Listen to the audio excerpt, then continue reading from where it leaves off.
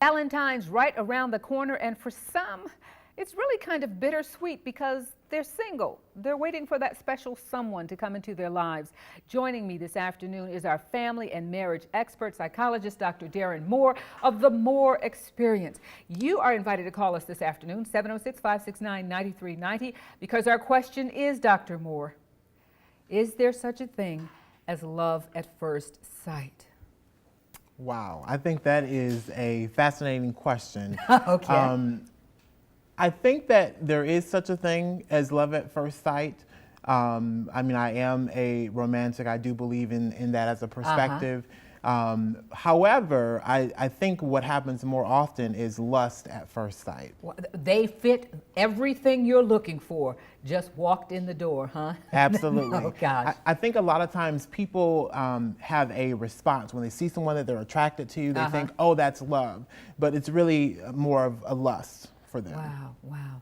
So what would you suggest? Valentine's is coming, and I think, just talking with my girlfriends and others, we're more likely to be vulnerable because we want that connection. So what should we, when we feel that tingly and I see that person, how do I process that? I think it's important for you to make sure that you're open, but that you're allowing yourself some time to get to know someone else. So I think a lot of times what happens is that we say, oh, I like that person, and automatically we think that's our soulmate. Well, I try to tell people it's really important for you to get to know people, to take that time, right?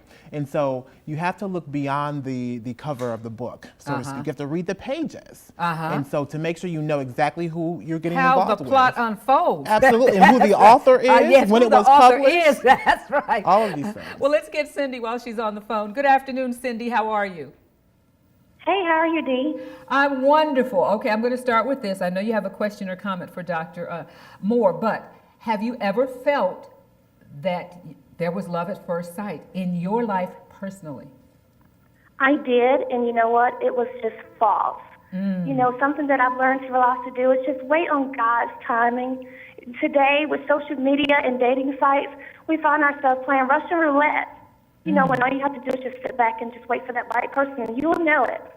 Okay, Cindy, that sounds like it's too easy. Easier said than done. So you see him, and you're tingling, and he's tingling, and you're going to wait. What does wait mean? I think that you would just know it in your heart instead of it being an infatuation. You know, like I said, I've been fooled plenty of times thinking that, oh, this is love at first sight, and got the tinglies and end up getting hurt in the end. Wow. So do you have a question or comment for Dr. Moore? No, I don't. That's all I wanted to say. You want to comment? Well, good comment, good comment. May I ask you this? Do you have that special someone for Valentine's? I do not, Dee. You got to hook me up. Girl, you got to hook me up. Call me. Okay, we'll meet downtown. All right, thank you so much for calling, Cindy. Okay, bye, Dee. Dr. Moore, you counsel people because it is your goal to try to keep them together once they decide to be together, or maybe even before marriage. If I were to ask you, what are the top 3 things that you keep encountering that's causing couples to break up, so that we can look for that? What causes people to fall out of love if they were ever really in love? Okay. One of the top things I see is really a lack of communication. And so a lack of communication regarding what it is that they want in a relationship. So when I talk with couples, I try to focus on helping them to establish a unified vision. Okay. So if you're prior to marriage and you're thinking about going into a long-term relationship and being married, it's what is your long-term vision? So she may want to start a business, but he thinks he's getting a steady paycheck. Absolutely. 2 different lifestyles. Or he may want her to stay at home, and that may be a problem. Wow. So we're not talking, and I think that is just absolutely the truth. We're talking about things like the shoes they like, the movies that they like, what school they went to, but not those things that can just cause such a big wedge. Another top thing I would say is family So your families of origin. So, Uh-huh. we bring Ooh. into relationships. Ooh. We bring into relationships who we are and how Uh-huh. we've been raised. And Yes. so, one person brings in their own, traditions and their family of origin, and then Uh-huh. you bring in yours. And so sometimes there's a conflict there. Yes, sometimes it seems, and I've seen this over and over. How often does this happen, Dr. Moore, that one person is tied to their mother more than the other person, and then it's like three people in the relationship, me, my mom, and you. Absolutely, and maybe your sister, and so sometimes there are alliances, and sometimes there are coalitions within families. You may not like your in-laws may not like you, they may not have been in support of the relationship, and so I think a general lack of boundaries by the individuals that they fail to set those boundaries between them and their families, and so what they need to do is to establish healthy boundaries and say. I respect your opinion, but this is the person that I'm interested in, and so they can focus on a unified vision with that person. Yes, yes. Let's take Liz. Good afternoon, Liz, and how are you? Fine, and you? I'm wonderful. So what do you think about this thing called love? Let me ask you, what is love, Liz? Oh, it's good. Me and my husband been together for 24 years. Oh. Excellent. But the love is called not love. But I think if somehow go with sickness. If one of them becomes ill, then you Yes, just stay ma'am. together, but you don't have that romantic love. Yes, ma'am. Oh, wow, that's very interesting. Dr. Moore, she says that romantic love is gone, but we love each other. What is she saying from your point of view? I think what she's saying is that she loves her husband, and perhaps she's in love with him, but the romance is not there. And sometimes what we find is that when there is a physical illness or an issue, that can be a detriment to the relationship. And so what I do in those instances is try to work with couples to transition through that process. So we're talking about cancer, we're talking about other types of issues that may become a reality for some people as people grow older. And so what I think about though is in sickness and in health. And so when I think about love, that is love. Wow. Very interesting. So many dynamics that we need to really have a class before we do that hookup, okay? We'll be back after the break. Give us a call, 706-569-9390. We have lots of callers on the line, so just keep your conversation a little short and you can talk to Dr. Moore.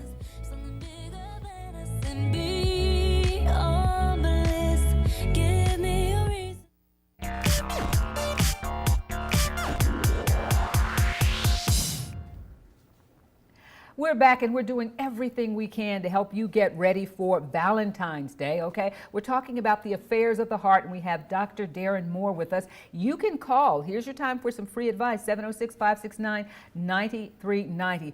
I do believe we have Joy on the line. Hello, Joy. How are you? Fine, how are you? Wonderful. What is your question or comment for Dr. Moore?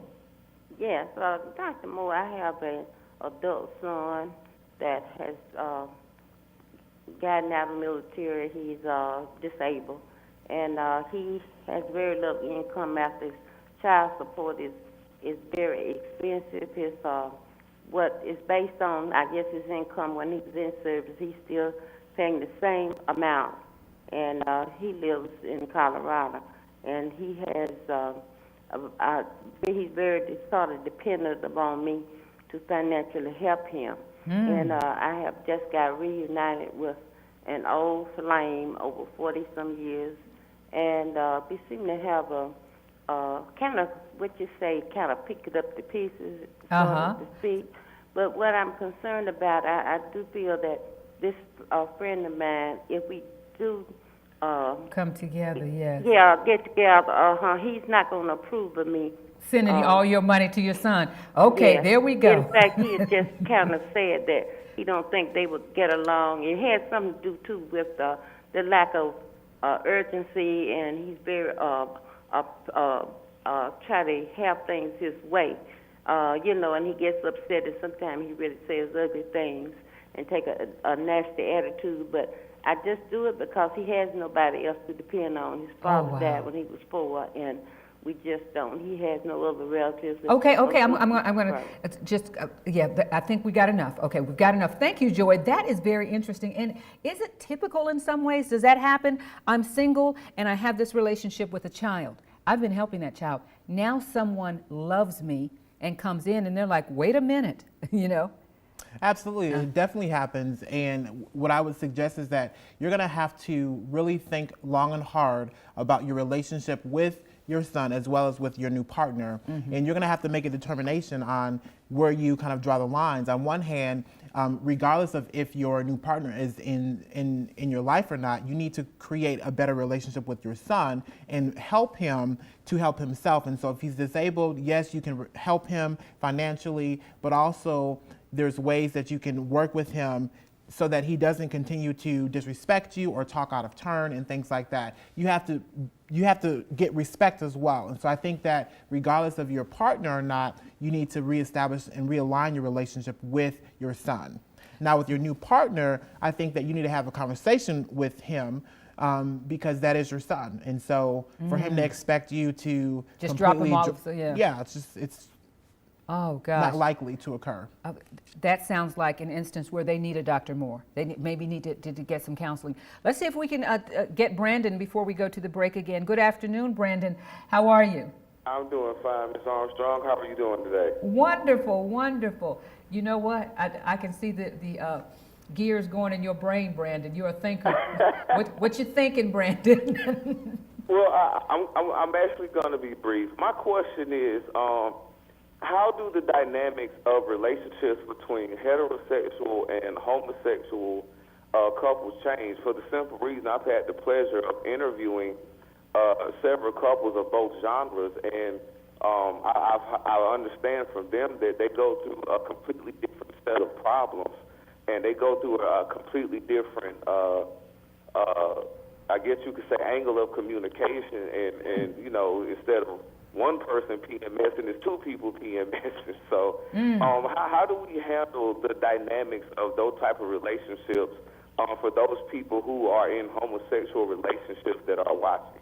Now, would it be the same? Are people people? Are there homosexual issues versus heterosexual issues? He says there are. Okay. I believe that people are people, but I think that what I do as a therapist is when I work with an individual or a couple, regardless if it's a same-sex or heterosexual couple, is get to know them and find out what their perspectives are. And so to think that there are a set of kind of normative principles that are associated with one versus the other, I wouldn't go as far as to say that. I will say that specifically as it relates to other contextual factors with same-sex couples, I think there can be some added stressors, specifically location. If we're here in the Bible Belt, there may be some other issues that could be everyday feeling. I don't know that I'm accepted. Every day, I know that. Acceptance, issues around sexual identity, sexual orientation, the fluidity of that, if it's the same sex, if it's bisexuality. I think that there are just another aspect of the complexity involved when we're talking about. So would you say get some same-sex. Counseling? Absolutely. Get some counseling, talk it out. Don't fight it out, talk it out. Let's see if we can get Doris before we go to the break. Good afternoon, Doris. Good question, Brandon. I was calling. I have a family member that cannot stay on one thing. They rapidly change their mind all the time. Someone changes. And I want to know, is that some kind of problem? They say one thing, next time they say they don't do this, next time they don't do this. They just constantly, they can get a car today. Next month, maybe another car they see they want. Okay, all right, okay. Constantly change their mind all the time. Let me go to this, Dr. Moore. Does this sound like there was no agreement on how this relationship is going to go? I didn't really know you, but I felt I loved you. Absolutely. I think definitely it sounds like this is a situation where there is a lack of communication and one person is not on the same page. And so if you think about a person who says they want something and then they may change their mind, it just simply may be that they didn't know what they wanted in the first place. Okay, before we go to the break, lots of situations where there can be tension and even fodder for a breakup. how often can you rescue a relationship? If both parties say, I'm willing to try, how often can counseling help? I think counseling can be extremely effective. For me, if I have willing individuals, I can work with anyone and I can help you to become successful. But you have to be willing. So one of the things that I tell clients is that you get out of therapy what you put into it. What you put in and it. So a lot of times people say they want something and then they don't really want that. Or they may say they want something in front of their spouse, but then when they see me individually, they say, well, I really don't. And so I think one of the things that is important is that you have to be upfront and clear with yourself first, and then upfront and clear with your partner, and then upfront and clear with me. Right. Life is too short, if you ask me. Okay, life is too short. Be real, get all the help you need. Absolutely. Yeah, and smile and try to have a good time. Thank you so much for being with us, Dr. Moore. I refuse to be in a mess. Okay, we're going to take a break. Think about this. American Sniper uses a fake baby in one of the scenes. Is that really a reason to criticize the movie, or are critics out to destroy a movie because it's about a soldier? That's not a real baby. Okay, we'll be right back after this.